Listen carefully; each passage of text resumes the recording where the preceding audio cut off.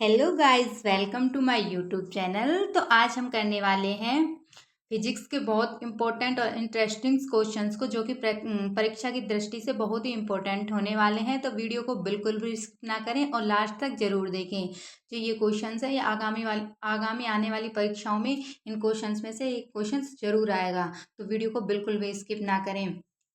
और सारे क्वेश्चंस को हमने बहुत ही डिफाइन किया है, तो आप एक एक क्वेश्चन को अच्छे से देखें और जिस क्वेश्चन का आंसर आपको आता है उसे कमेंट बॉक्स में ज़रूर बताएं। और आपको किस तरह के वीडियो चाहिए उसे भी आप कमेंट बॉक्स में ज़रूर बताएं। और अगर आप हमारे चैनल पर पहली बार आएँ तो हमारे चैनल को सब्सक्राइब करें और ज़्यादा से ज़्यादा वीडियो को लाइक और शेयर करें।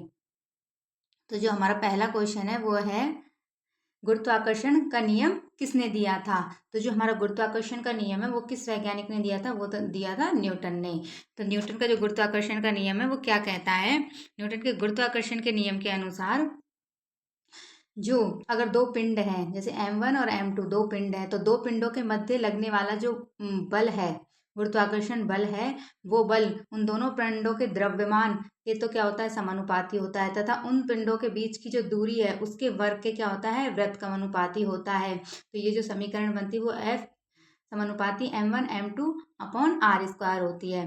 जब हम इसे लिखते हैं तो F बराबर G M1 M2 upon R square, जहाँ G क्या है, G एक नियतांक है, जिसको क्या कहते हैं, गुरुत्वाकर्षण नियतांक कहते हैं। ठीक है, गुरुत्वाकर्षण नियतांक का जो मान होता है वो कितना होता है, 6.67 into 10⁻11 newton metre square kilogram square होता है। ठीक है, अगला क्वेश्चन है हमारा, ब्रह्मांड का विस्तार किस सिद्धांत से समझाया गया था? तो जो हमारा ब्रह्मांड का विस्तार जो समझाया गया था वो समझाया गया था बिग बैंग सिद्धांत के द्वारा। अगला क्वेश्चन है, आर्किमिडीज का सिद्धांत किस पर आधारित है? तो आर्किमिडीज का सिद्धांत है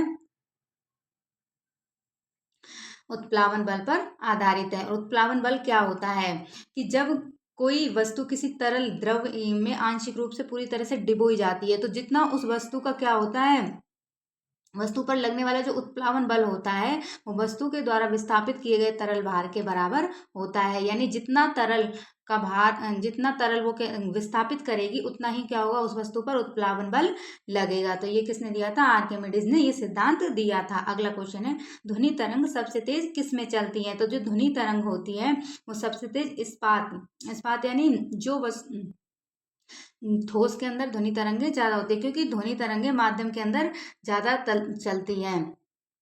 देखिए, ध्वनि तरंगे ठोस पदार्थों में सबसे तेज चलती है, क्योंकि उन्हें क्या मिल जाता है, माध्यम मिल जाता है, कण मिल जाते हैं आगे चलने के लिए। कण एक दूसरे के करीब होते हैं, जिससे कंपन ऊर्जा का हस्तांतरण तेजी से होता है। ठोस माध्यम में घनत्व प्रत्यास्थ अधिक होता है, जिससे अणु क्या होते हैं, मजबूती से बंधे होते हैं, और उनके मजबूती से बंधे होने के कारण क्या होता है, ये ध्वनि तरंगे अत्यधिक गमन करती हैं। हवा में ध्वनि तरंग की जो गति होती है लगभग 343 मीटर प्रति सेकंड होती है, और जबकि पानी में इसकी जो गति होती है वो 1500 मीटर प्रति सेकंड होती है। और सबसे ज़्यादा जो इसकी गति होती है ध्वनि तरंग की, वो 5950 मीटर प्रति सेकंड हो सकती है, जो हवा की तुलना में लगभग 17 गुना तेज होती है। किसके अंदर? ठोस के अंदर 17 गुना तेज होती है हवा की तुलना में। अगला क्वेश्चन है हमारा, ओम का नियम। ओम का नियम क्या बताता है? तो ओम का नियम बताता है धारा और आवेश को। किसको बताता है? धारा और आवेश को बताता है ओम का नियम। तो ओम के नियम के अनुसार क्या होता है, यदि किसी चालक के भौतिक अवस्था और लंबाई और द्रव्यादि परिवर्तन न किया जाए, यानी यदि किसी वस्तु की भौतिक अवस्था में परिवर्तन नहीं किया जाए, तो उसका जो विभवांतर होगा, उसके अंदर जो बहने वाली धारा होगी, उसके क्या होगा, समानुपाती होगा। आरोपित विभवांतर उसकी धारा के क्या होगा, समानुपाती होता है। तो B equal to I R I, B equal to R I, और आर क्या है यहाँ पर, प्रतिरोध नियतांक है। ठीक है, अगला क्वेश्चन है हमारा, E equal to MC square सूत्र किस वैज्ञानिक ने दिया था? तो ये दिया था किसने? आइंस्टीन ने। तो आइंस्टीन के अनुसार E equal to MC square, जहाँ E क्या है, द्रव्यमान है, M क्या है, प्रकाश की गति, और C क्या है, C क्या है, प्रकाश की गति है, M द्रव्यमान, और E क्या है, ऊर्जा है। ठीक है, तो E equal to MC square के बराबर होता है। ये अल्बर्ट आइंस्टीन का क्या है, सापेक्षता का सिद्धांत है, जो द्रव्यमान और ऊर्जा के बीच में संबंध को दर्शाता है। ठीक है, यानी द्रव्यमान को ऊर्जा में बदला जा सकता है। यानी जहां पर भी कहीं द्रव्यमान होगा वहां पर ऊर्जा होगी होगी। द्रव्यमान और ऊर्जा दोनों किस में होते हैं? साथ होते हैं। तो जहां पर द्रव्यमान की स्थिति होगी वहां पर ऊर्जा होगी होगी। अगला क्वेश्चन है हमारा, आकाश नीला क्यों दिखाई देता है? तो आकाश जो नीला दिखाई देता है वो किसके कारण दिखाई देता है? प्रकीर्णन के कारण दिखाई देता है। जो नीले रंग की तरंग दैर्ध्य क्या होती है? कम होती है। और नीले रंग की तरंग दैर्ध्य कम होने के कारण क्या होती है? वो वायुमंडल में बिखरी हुई रहती है, जिसके कारण क्या होता है? अन्य रंग की तुलना में अधिक बिखरी हुई रहती है, जिसके कारण क्या होता है? ये प्रकाश को अपने अपने में एब्जॉर्व कर लेती है, जिसके कारण हमें प्रकाश, जो आकाश का जो रंग है वो कैसा दिखाई देता है? नीला दिखाई देता है। पृथ्वी पर गुरुत्वीय त्वरण का मान कितना होता है? तो पृथ्वी के गुरुत्वीय त्वरण का मान होता है 9.8 मीटर पर सेकेंड स्क्वायर। अगला क्वेश्चन है, ध्रुवीय ज्योति और अरोरा किस कारण से होती है? तो ध्रुवीय ज्योति किस कारण से होती है? क्षेत्र के कारण से। किस कारण से होती है? चुंबकीय क्षेत्र के कारण से होती है। अगला क्वेश्चन है, रेडियो तरंगों की खोज किसने की थी? तो रेडियो तरंगों की खोज की थी मार्कनी ने। अगला क्वेश्चन है, परमाणु में इलेक्ट्रॉन कहाँ परिक्रमा करते हैं? तो परमाणु के अंदर जो इलेक्ट्रॉन होते हैं वह कक्षाओं के अंदर क्या करते हैं? परिक्रमा करते हैं। किसके अंदर परिक्रमा करते हैं? कक्षाओं के अंदर परिक्रमा करते हैं। देखिए चित्र में, देखो ये परमाणु है और ये परमाणु का क्या है? नाभिक है। ये परमाणु का नाभिक है जिसमें प्रोटॉन और न्यूट्रॉन रहते हैं और इलेक्ट्रॉन इसकी कक्षाओं में क्या करते हैं? चक्कर। ठीक है, और इलेक्ट्रॉनों पर क्या होता है? ऋणावेश होता है। अगला क्वेश्चन है,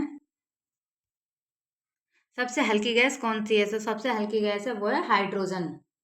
अगला क्वेश्चन है, सूर्य से आने वाली ऊर्जा किस रूप में होती है? तो सूर्य से आने वाली जो ऊर्जा होती है विकिरण ऊर्जा के रूप में होती है, किरणों के रूप में होती है। अगला क्वेश्चन है हमारा,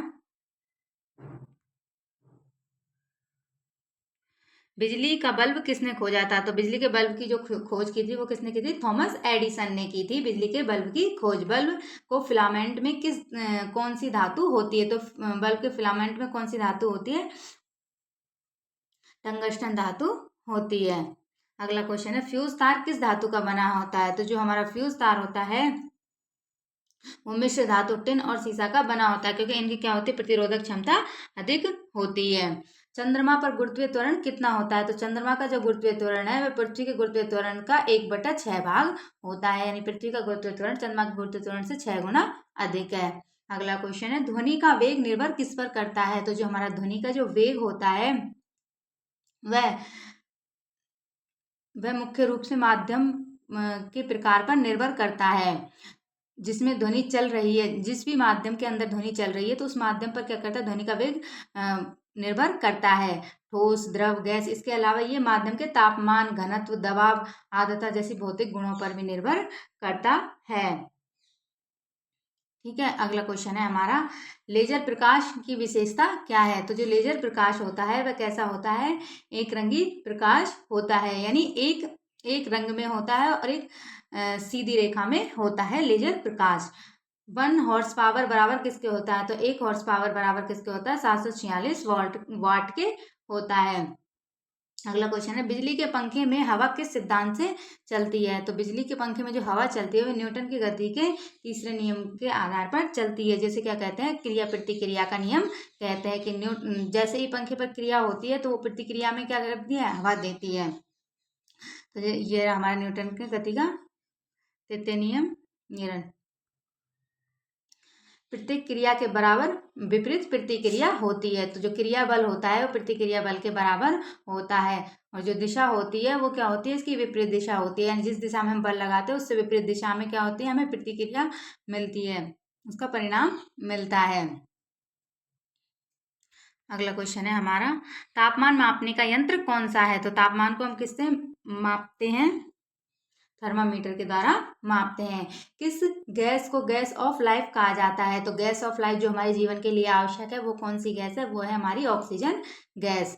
अगला क्वेश्चन है हमारा, एक्सरे की खोज किसने की थी? तो एक्सरे की जो खोज की थी रोएंटन जन ने की थी।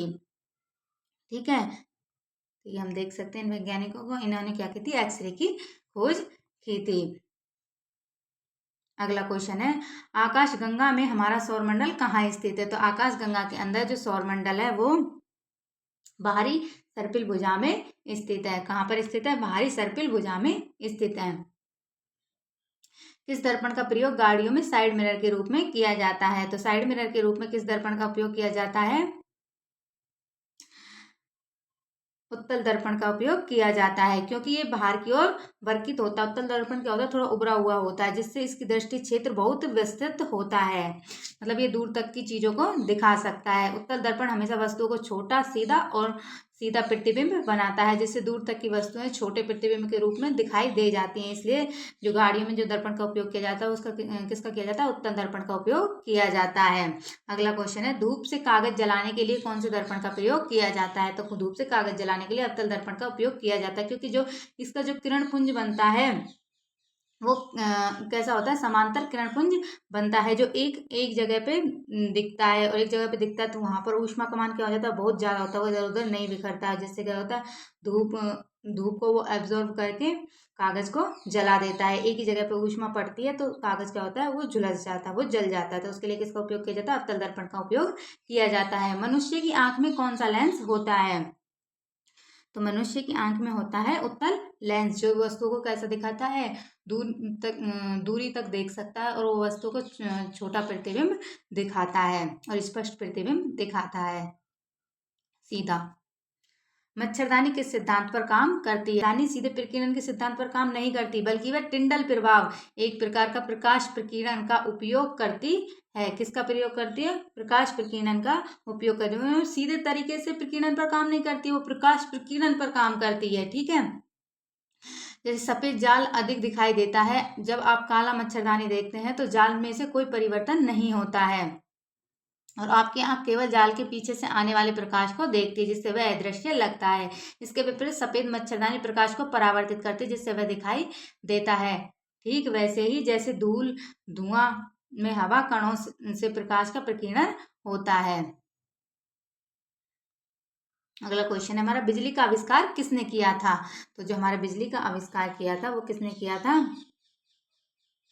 बेंजामिन फ्रैंकलिन ने किया था। कब किया था? 1752 में। बिजली की प्रकृति को साबित करने के लिए अपना प्रसिद्ध पतंग प्रयोग इन्होंने दिखाया था, कि जिस प्रकार से जो आकाशीय बिजली होती है उसी प्रकार से क्या होती है, हमारी जमीन पर जो बिजली थी उसका इन्होंने आविष्कार किया था। उन्होंने बिजली की छड़ का भी आविष्कार किया था, जो इमारतों को बिजली गिरने से बचाती है। ठीक है। अगला क्वेश्चन है हमारा, सौर सेल किस ऊर्जा को विद्युत ऊर्जा में बदलते हैं? जो सौर सेल होते हैं वो सौर विकिरणों को किस में बदलते हैं? विद्युत ऊर्जा में बदलते हैं। अगला क्वेश्चन है, ध्वनि की तीव्रता की इकाई क्या होती है? तो ध्वनि की तीव्रता की इकाई होती है डेसिबल। न्यूनतम तापमान क्या कहलाता है? न्यूनतम तापमान है -273 डिग्री सेल्सियस। क्या है? हमारा न्यूनतम तापमान है। बिजली की धारा किससे मापी जाती है? तो बिजली को किससे मापते हैं? एमीटर से। विद्युत बल्ब में कौन सी गैस भरी होती है? तो विद्युत बल्ब के अंदर कौन सी गैस होती है?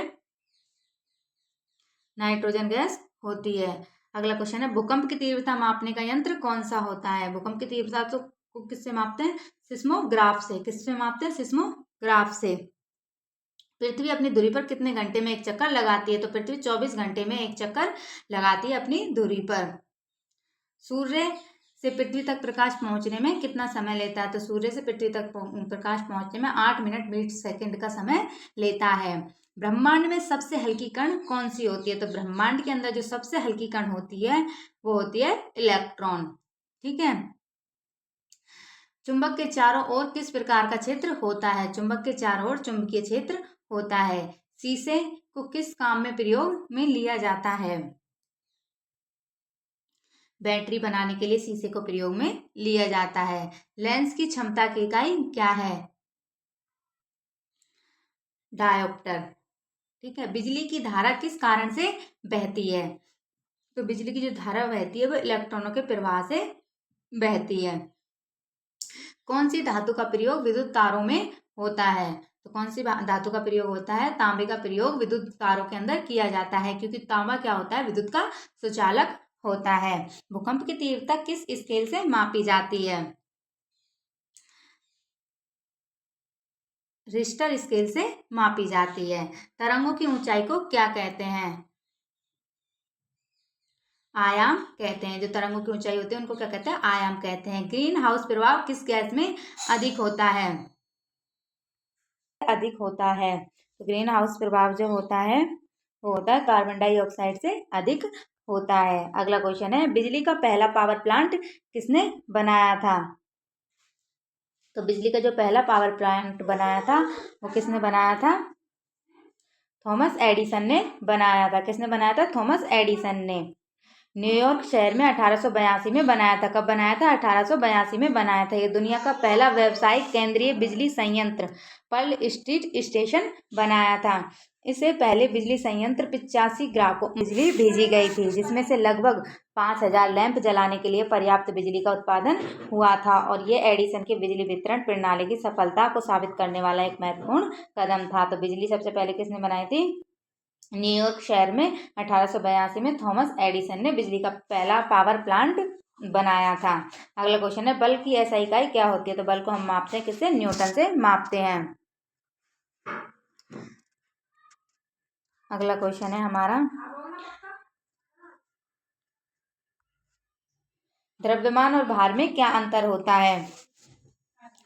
तो जो द्रव्यमान सदैव स्थिर रहता है, द्रव्यमान स्थिर रहता है, जबकि भार क्या होता है? परिवर्तित हो जाता है अलग अलग स्थानों पर।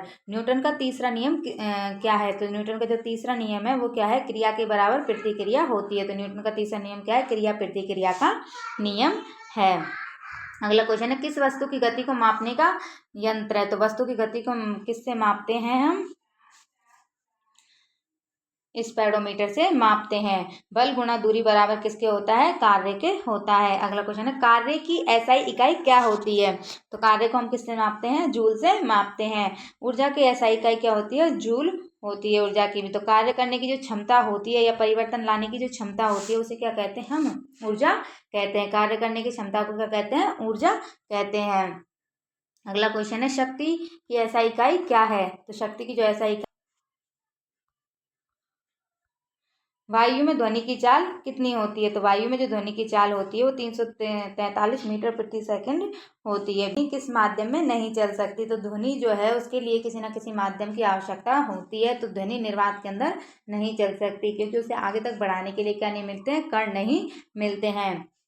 द्रवों का घनत्व किस यंत्र से मापा जाता है? तो द्रवों का जो घनत्व मापा जाता है वो हाइड्रोमीटर से मापा जाता है। अगला क्वेश्चन है, आकाश में इंद्रधनुष बनने का कारण क्या है? आकाश में इंद्रधनुष बनने का जो कारण है वो है अपवर्तन एवं परावर्तन के कारण क्या होता है? इंद्रधनुष बनता है।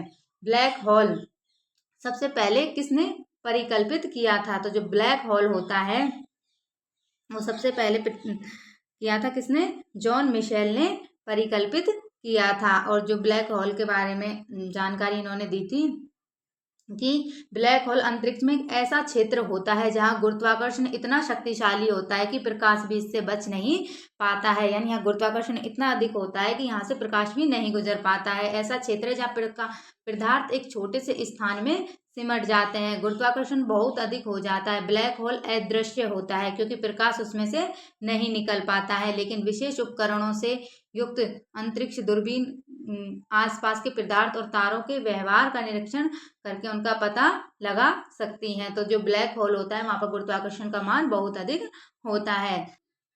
सबसे तेज गति से चलने वाला कण कौन सा है? तो सबसे तेज गति से चलने वाला कण है वो है प्रकाश का कण। इसकी जो चाल होती है वो कितनी होती है? 3 × 10⁸ मीटर प्रति सेकंड होती है। अगला क्वेश्चन है, चुंबक के विपरीत ध्रुवों में क्या होता है? आकर्षण होता है। और समान ध्रुवों में क्या होता है? प्रतिकर्षण होता है। अगला क्वेश्चन है, पास्कल सिद्धांत किस पर आधारित है? तो जो हमारा पास्कल का सिद्धांत है वो किस पर आधारित है? द्रव दाब पर आधारित है। किस पर आधारित है? द्रव के दाब पर। कि एक बंद असंपीड़ित तरल पदार्थ के किसी भी बिंदु पर लगाया गया दाब तरल पदार्थ के सभी भागों और उस की दीवारों पर बने किसी कमी के समान रूप से संचरित होता है। यानी किसी अगर एक बिंदु पर दाब लगाया जाएगा तो वो दबाव समान रूप से पूरे क्षेत्र में फैल जाएगा। ये क्या कहता है? पास्कल का सिद्धांत कहता है, जो द्रव दाब पर आधारित है। अगला क्वेश्चन है, कौन सा ग्रह लाल ग्रह है? तो जो हमारा मंगल ग्रह है उसे क्या कहा जाता है? लाल ग्रह कहा जाता है। और किसके कारण कहा जाता है? क्योंकि वहां पर क्या है, लोहे का ऑक्साइड जंग लगी हुई है, जो कैसी है, लाल कलर की दिखाई देती है, आयरन ऑक्साइड की जंग। तो इसीलिए इसे क्या कहा जाता है? लाल ग्रह कहा जाता है। बिजली किस प्रकार की ऊर्जा है? तो जो बिजली है हमारी, वह द्वितीयक ऊर्जा है। प्रथम ऊर्जा में हमारे जो प्राकृतिक स्रोत हैं वो आते हैं। बिजली कैसे? द्वितीय प्रकार की ऊर्जा है। अगला क्वेश्चन है हमारा, रेडियो धर्मिता की खोज किसने की थी? तो जो रेडियो धर्मिता की खोज की थी वो हेनरी बैक्वेरल ने की थी 1896 में। इस घटना को रेडियो धर्मिता नाम उन्होंने अपनी छात्रा मेरी क्यूरी ने दिया था।